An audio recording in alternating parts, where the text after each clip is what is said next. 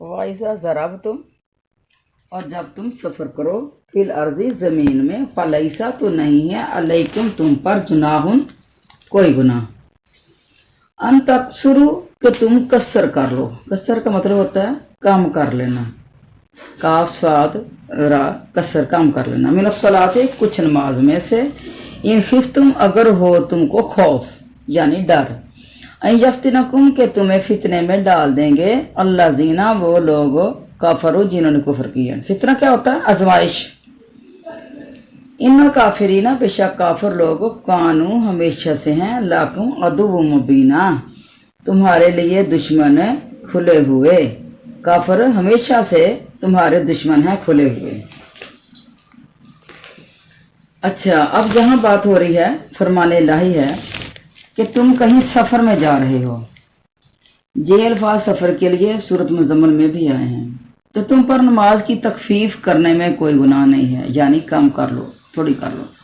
ये कमी जा तो कमियत में, यानी बजाय 4 के 2 रकत है, जैसे कि बहुत से उलमा कराम ने इस आयत से समझा है। गो फिर इन बाज़ मसाइल में इख्तिलाफ भी हुआ है। बाज़ तो कहते हैं कि ये शर्त है कि सफ़र अतात का हो, मसलन जहाज के लिए हो, जहाज उम्रे के लिए हो, या तलब ज़ियारत के लिए वगैरह वगैरह, इस तरह खाज हो तो उसमें भी ठीक है। अच्छा, एक और इमाम का कौल है कि इसके आगे फरमान है कि अगर तुम्हें कफार की ज़ारसानी का खौफ हो। बात कहते हैं कि इसकी कैद की कोई ज़रूरत नहीं है। अगर सफ़र कुर्बत इलाहिया का हो, बल्कि नमाज की कमी हर मुबाह सफ़र के लिए है। जैसे इसरार और बेबसी की सूरत में मुर्दार खाने की इजाज़त है। हाँ, ये शर्त है कि सफ़र मासियत का ना हो, अल्लाह की नाफरमानी का ना हो। अच्छा, एक शख्स ने नबी करीम सल्लल्लाहु अलैहि वसल्लम से सवाल किया कि मैं तिजारत के सिलसिले में दरियाई सफ़र करता हूँ तो आपने इसे 2 रकतें पढ़ने का हुक्म दिया है। जो हदीस मुरसल है। बाद लोगों का मज़हब भी यही है कि हर सफ़र में नमाज का कसर करना जायज़ है, और फिर चाहे वो सफ़र मुबाह हो या ना ममनू हो। जहाँ तक कि अगर कोई डाका डालने के लिए और मुसाफिरों को सताने के लिए निकला, इसे भी नमाज कसर करने की इजाज़त है। अच्छा, ये लोगों के कौल है ना। अच्छा, तो मामा अबू हनीफा सॉरी, उनका भी यही कौल है कि यह आयत आम है, लेकिन ये इस तरह के अकवाल के ये आयत खिलाफ है। चलो, जिनका भी कौल है तो मैं ना आपको इसके बारे में ना एक वाक़या सुना देती हूँ कि ये बात पढ़ के अजीब तो लग रहा है ना कि जब निकलना डाका मारने के लिए है, लोगों को सताने के लिए, तो कसर नमाज को फिर नमाज का क्या काम है उधर फिर है, जब अल्लाह की नाफरमानियाँ करनी हैं। ये ना एक किताब है, सच बोलने के इनामात ना झूठ छोड़ने के इनामात। ये किताब है, शायद आप में से किसी ने इसका मुताला किया भी हो। तो उसके अंदर ये वाक़या है दलील के साथ लिखा हुआ कि कोई आलम थे, उस्ताद ने जब आलम बन के बच्चों को पढ़ाया, जब बच्चे आलम बन गए, जब उनको किया, उनको रुखसत दी बच्चों को, तो उनसे कहा जाके कि अब वही काम करो जाकर जो तुम्हारे बाप दादा करते थे, जो तुम्हारा बाप करता था, अब वही काम करो जाके। ये नहीं कि तुमने इल्म को लेके बैठे रहना, इल्म भी लोगों को सुनाओ, लेकिन काम वो करो जो तुम्हारे बाप दादा करते थे। अब हर कोई गया, जाके अपनी माँ से पूछा कि हमारा बाप क्या करता था। इस तरह एक आदमी और भी, लड़का जाके कहने लगा अपनी माँ से कि मेरा अब्बू क्या काम कर रहे हो। कहती थी कि बेटा आपने क्या पूछना है उसका, क्यों पूछा है आपने उसका, कोई भी आप काम कर लें, मैंने वही काम करना है, कोई भी आप काम कर लें, तो जरूरी तो नहीं तो आपने वही करना। अच्छा, बच्चा भी जिद हो गया, तो माँ ने जो है ना झुंझला के कह दिया कि वो तो डाके डालता था। अच्छा, अब बच्चे के जहन में एक ही बात बैठी हुई थी उस्ताद की कि वो ही काम जाके करो जो तुम्हारा बाप करता था। अब रात को ना उसने इरादा बना लिया कि मैं भी डाका मारूंगा।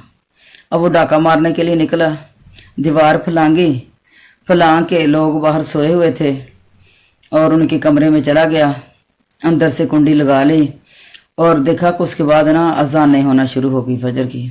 अब कहने लगा कि अजानें तो हो चुकी हैं, तो मैं ना नमाज पहले पढ़ लूँ, डाका फिर डालूंगा। पैसे निकाल के रखे थे अभी, तो नमाज का टाइम हो गया, गिनने शिनने लग गया। तो इस तरीके से ना वो बनाई हुई थी कि पहले वो ये इतने पैसे हैं सारे को गिना, इसमें से इतना ज़कात का माल भी बनता, वो अलहदा कर दिया। इस तरीके से ना, यानी इतने में उठा के ले जाऊंगा। और फिर उसने नमाज पढ़ना शुरू कर दी। नमाज पढ़ना शुरू कर दी तो घर वाले इतने में उठ पड़े। उन्होंने देखा कि ये बंदा कौन है, हमारे कमरे में घुसा हुआ फिर नमाज भी पढ़ रहा है। उन्होंने पकड़ लिया, पूछा उन्होंने भी कि ये क्या मामला है। उसने सारा मामला सुना दिया। अब वो घर वाले जो हैं वो कोई उससे यानी बड़े जो हैं वो हुए, मुतमिन हुए, या फिर आप क्या ऐसे कहेंगे, बड़े एक्सीलेंट हुए कि ये देखो बंदा कितना अच्छा है और काम क्या कर रहा है। तो उन्होंने उसको समझाया बुझाया और घर से रिश्ता भी दे दिया उसको। हाँ, उसने कहा जी पैसे लदा लदा करके क्यों रखे हुए हैं कि ये ज़कात के लिए रखे हैं और नमाज का टाइम हो गया था तो मैं इसलिए नमाज, यानी इस तरह की अगर बात है तो इस तरह की ये एक स्टोरी भी है। तो बात मकसद कहने का मेरा ये नहीं है कि आप ये काम इस तरह के गलत करें और कसर नमाजें करें। तो नमाज का मतलब ही ये है कि नमाज बुराई और बेहयाई से रोकती है। तो बेहयाई से भी रोका और बुराई से भी रोका। तो वो नमाज ही नहीं होती इंसान की कि जो इंसान को बुराई से ना रोके। अल्लाह ताला हम सब किस तरह के कामों से महफूज रखे। अच्छा, तो कफार से डर की जो शर्त लगाई है ना, जहाँ ये बात बार अक्सरियत की है। ये आयत के नाज़िल होने के वक्त चूंकि अमूमन यही हाल था, इसलिए आयत में भी इसे बयान कर दिया गया। हिजरत के बाद सफ़र मुसलमानों के सब खौफ वाले ही होते थे। कदम कदम पर दुश्मन का खतरा रहता था, बल्कि मुसलमान सफ़र के लिए निकल ही ना सकते थे, बिजय जिसके कि या तो जहाद को जाएं या किसी खास लश्कर के साथ जाएं। और ये कायदा भी है कि जब बात करने वाला बात का मफहूम मुतबर नहीं होता तो फिर जा इस तरह के इलाका एरिया जहां बंदे का सफ़र जो है वो बेहतरीन नहीं होता, तो फिर किसी के साथ इस तरह निकलना पड़ता है। एक और रात में भी आप अपनी लौंडियों को बदकारी के लिए मजबूर ना करो अगर वो पाक दामनी इख्तियार करें, है ना, हमने पढ़ा ना पीछे। लेकिन इसका मतलब ये नहीं कि अगर वो पाक दामनी इख्तियार करें तो फिर उनको मजबूर ना करो, और अगर वो ना करना चाहें पाक दामनी इख्तियार तो फिर उनसे ये बुराइयां को, इसका मतलब ये तो नहीं होता ना।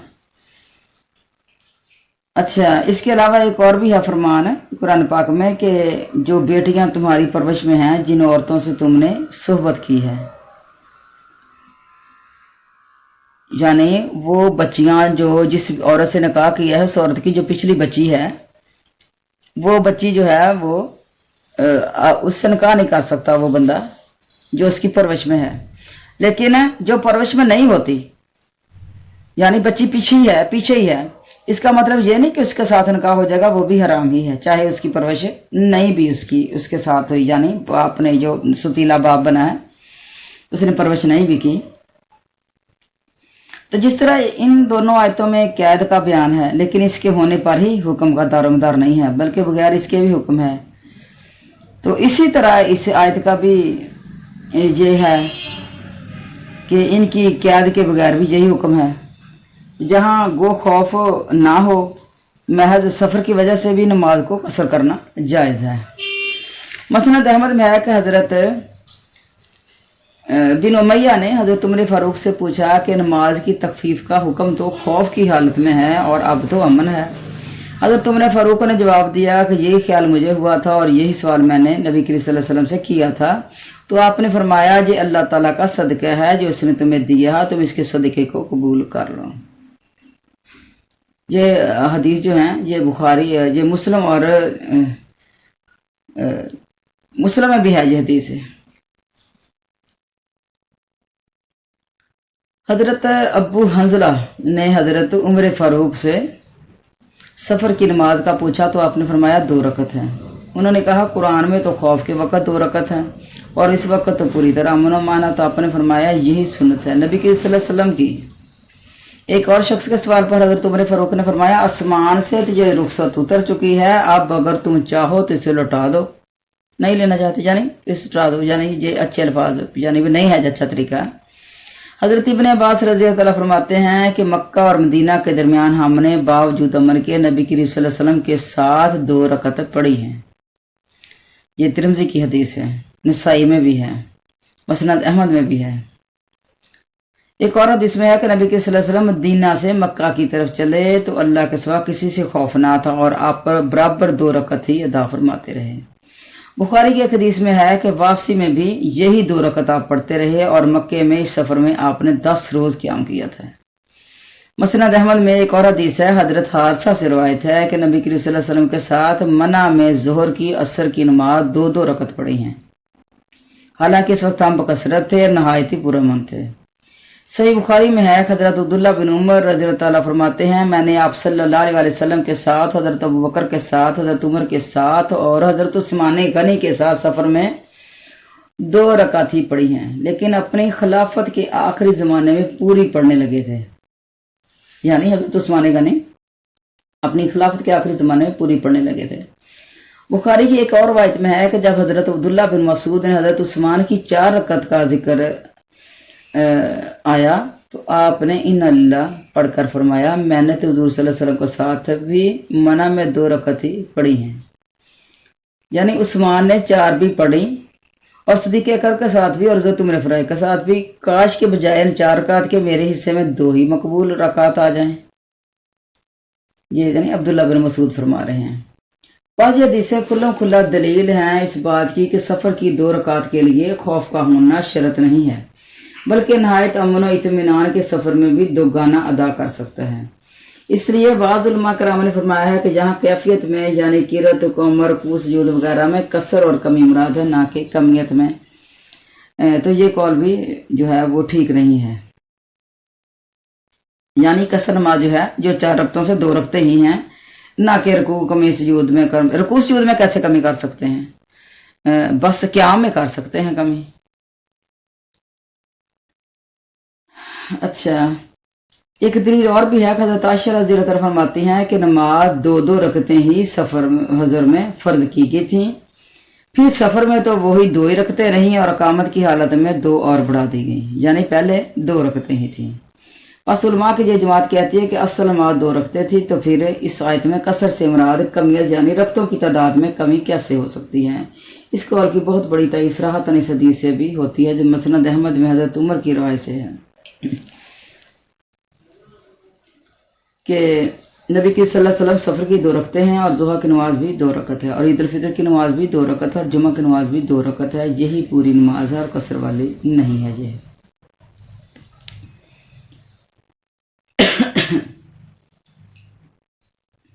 بخاری و مسلم حضرت عبداللہ بن عباس سے مروی ہے کہ اللہ تعالیٰ نے تمہارے نبی حضرت محمد صلی اللہ علیہ وسلم کی زبانی نماز کو اقامت کی حالت میں 4 رکعت فرض کی ہے اور سفر میں 2 رکعت اور خوف میں 1 رکعت۔ بس جیسے کہ قیام میں اس سے پہلے اور اس کے پیچھے نماز پڑھتے تھے یا پڑھی جاتی تھی، سفر میں بھی اس روایت میں حضرت عائشہ والی حدیث روایت جو اوپر گزری ہے کہ حضر میں اللہ تعالیٰ نے 2 رکعتیں ہی فرض کی تھیں، گویا کچھ منافات نہیں، اس لیے کہ اصل 2 ہی تھیں، بعد میں 2 اور بڑھا دی گئی، پھر حضر کی 4 رکعت ہو گئی ہیں، تو اب کہہ سکتے ہیں کہ اقامت کی حالت میں فرض 4 رکعتیں ہیں، جیسے کہ ابن عباس کی اس روایت میں ہے۔ باقی اللہ ہی جانتے ہیں۔ الغرض یہ 2 روایتیں اسے ثابت کرتی ہیں کہ سفر میں 2 رکعت نماز ہی پوری نماز ہے، کم نہیں ہے، وہ پوری ہی ہے، اور یہ حضرت عمر کی روایت سے بھی ثابت ہو چکا ہے۔ مراد اس میں کثرت کمیت ہے، جیسے کہ صلاۃ خوف میں ہے، اس لیے فرمایا کہ اگر تم ڈرو اس بات سے کہ کافر تمہیں فتنے میں ڈال دیں گے، اس کے بعد فرمایا کہ جب تو ان میں ہو اور نماز پڑھو تو بھی، پھر قصر کا مقصود اور صفت اور کیفیت بھی بیان فرما دی۔ امام المحدثین حضرت امام بخاری رضی اللہ تعالیٰ عنہ نے کتاب صلاۃ الخوف کو اس آیت وَإِذَا ضَرَبْتُمْ سے مہیناً تک لکھ کر شروع کیا ہے۔ اچھا، حضرت ضحاک اس کی تفسیر میں فرماتے ہیں، میں نا آپ کو تمام حدیثیں آپ کو سنا دوں، آپ کا یعنی دل جو ہے وہ مطمئن ہو جائے۔ حضرت ضحاک فرماتے ہیں کہ یہ لڑائی کے وقت ہے، انسان اپنی سواری پر نماز 2 تکبیریں پڑھ لے، اس کا منہ جس طرف بھی ہو اور اسی طرف صحیح ہے۔ ایک اور جو ہیں وہ صحابی فرماتے ہیں کہ سفر میں جب تو نے 2 رکعت پڑھی تو وہ قصر کی پوری مقدار ہے، ہاں جب کافروں کی فتنہ گردی کا خوف ہو، یہ حضرت حدثی فرما رہے ہیں، تو 1 ہی رکعت قصر ہے، اور ایسے خوف کے وقت کے یہ حلال نہیں ہے، خوف کے حلال نہیں ہے، خوف کے وقت حلال نہیں ہے، یعنی खौफ के वक़्त एक और इसके अलावा फिर एक नहीं है कहीं भी। हज़रत मुजाहिद फरमाते हैं कि ईसा से मुराद वो दिन है जब हुज़ूर अलैहि वसल्लम आपने सहाबा कराम के असफान में थे और मुशरिक जजनान में थे, एक दूसरे से बसरे पैकार बिल्कुल तैयार। इधर जोहर की नमाज का वक़्त आ गया। नबी करीम सल्लल्लाहु अलैहि वसल्लम ने तमाम सहाबा के साथ हस्बे मामूल 4 रकतें पूरी अदा की। फिर मुशरिकीन ने सामानों भी असबाब को लूट लेने का इरादा भी किया, यानी 4 रकतें पूरी। इसका मतलब है ये 4 भी साबित हैं। हज़रत अब्दुल्ला बिन उमर रज़ी अल्लाह तआला फरमाते हैं कि सलाते खौफ के कसर का हुक्म तो हम किताबुल्लाह में पाते हैं, लेकिन सलाते मुसाफिर के कसर का हुक्म किताबुल्लाह में नहीं मिलता। तो हज़रत इब्न उमर रज़ी अल्लाह तआला अन्हु जवाब देते हैं, हमने अपने नबी सल्लल्लाहु अलैहि वसल्लम को सफ़र में नमाज को कसर करते हुए पाया और हमने भी इस पर अमल किया। ख्याल फरमाइए कि इसमें कसर का इतलाक सलाते खौफ पर किया और आयत से मुराद सलाते खौफ ली और सलाते मुसाफिर को इसमें शामिल नहीं किया। और हज़रत उमर ने भी इसी का इकरार किया। इस आयत से मुसाफरत की नमाज का कसर बयान नहीं फरमाया, बल्कि इसके लिए फेल रसूल को संद बनाया है। इसके अंदर किताब की कुरान की आयत को नहीं लिया जा रहा, बल्कि नबी करीम अलैहि सल्लम के फेल को लिया जा रहा है। इसके अलावा एक और सराहत भी है इब्न जरीर में कि हजरत समाक आपसे सलात पूछते हैं तो आप फरमाते हैं सफ़र की नमाज 2 रकत है और यही 2 रकत सफ़र की पूरी नमाज है, कसर नहीं। कसर तो सलाते खौफ में है। इमाम एक जमात को 1 रकत पढ़ाता, दूसरी जमात दुश्मन के सामने है।